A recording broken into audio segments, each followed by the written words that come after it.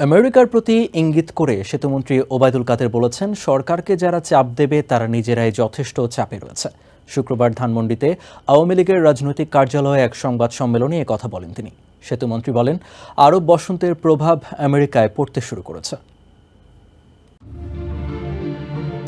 ধানমন্ডিতে আওয়ামী লীগ সভাপতির রাজনৈতিক কার্যালয়ে শুক্রবার সকালে সংবাদ সম্মেলন করেন আওয়ামী লীগের সাধারণ সম্পাদক ও সেতুমন্ত্রী ওবায়দুল কাদের।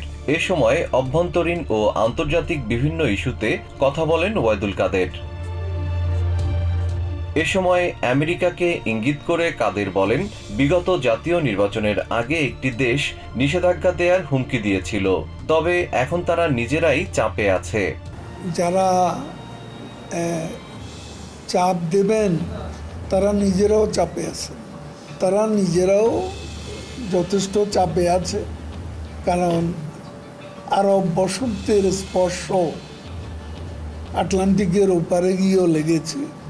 উপজেলা নির্বাচন নিয়েও কথা বলেন ওবায়দুল কাদের। বলেন, উপজেলা নির্বাচনে আওয়ামী লীগের মন্ত্রী ও এমপিদের যেসব স্বজন অংশ নিচ্ছেন তাদের প্রতি দলের কোনো সমর্থন নেই।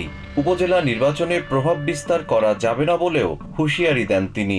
কোনো প্রকার প্রভাব বিস্তার করা যাবে না, প্রশাসনকে প্রভাবিত করা যাবে না, নির্বাচনকে প্রভাবিত করা যাবে না।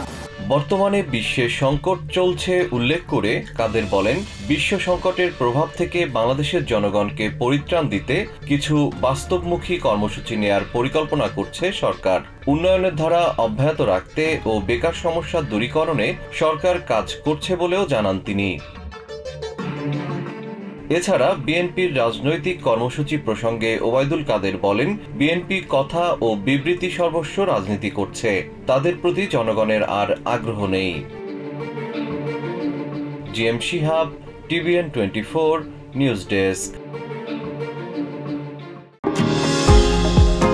নিউ ইয়র্ক থেকে সম্প্রচারিত টিভিএন 24 টেলিভিশন বিশ্বজুড়ে বাঙালির কণ্ঠস্বর।